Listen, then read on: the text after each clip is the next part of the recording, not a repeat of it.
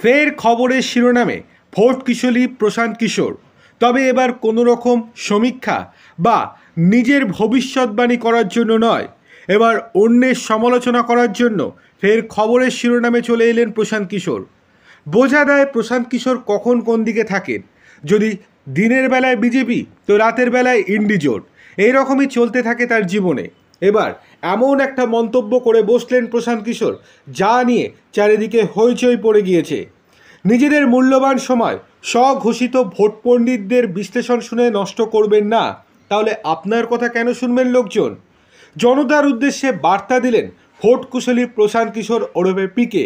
এই বার্তা দেওয়ার সময় ভুয়ো সাংবাদিক এবং নিজেদের ঢাক নিজে পেটানো নেতাদেরও নিশানা করেছেন ভোট কুশলী। এক্স হ্যান্ডেলে পোস্ট করে লিখেছেন, পরের বার যখন নির্বাচন সংক্রান্ত আলোচনা এবং রাজনীতির আলোচনা হবে তখন অকার্যকর কথাবার্তা, ভুয়ো সাংবাদিক, নিজের ঢাক নিজে পেটানো রাজনীতিবিদ এবং সমাজ মাধ্যমে স্বঘোষিত ভোট পণ্ডিতদের বিশ্লেষণে আপনাদের মূল্যবান সময় নষ্ট করবেন না।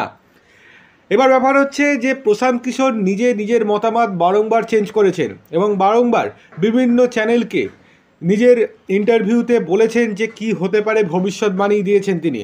এবং শেষ পর্যন্ত আরও একটা বড় ঘটনা, যখন সমস্ত জায়গায় এক্সিট পোল বের করা হয়ে গিয়েছে, তারপর নিজের মতামত তিনি চেঞ্জ করেছেন দ্য ওয়ালকে ইন্টারভিউ দিয়ে।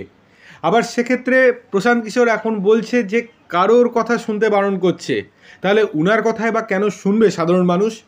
ঘটনাচক্রে লোকসভা নির্বাচনের শেষ দফার পর বুথ ফেরত সমীক্ষা বেরোতেই আবারও মন্তব্য করেছেন ভোট কুশলী।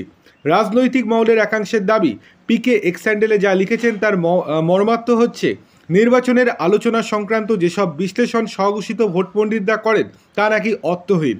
পাশাপাশি বুথ ফেরত সমীক্ষার আগেই লোকসভা নির্বাচনের ফলাফল নিয়ে যে সকল রাজনৈতিক আলোচনা হয়েছে সেগুলিকেও পিকে নিশানা করেছেন বলে অনেকে মনে করছে। তাহলে পিকে কেন বারংবার নিজের মন্তব্য প্রকাশ করছিলেন, কেন বারংবার অ্যাটেনশন ক্রিয়েট করার চেষ্টা করছিলেন তিনি? এগুলোর উত্তর কি প্রশান্ত কিশোরের কাছে আছে? আশা করি নেই।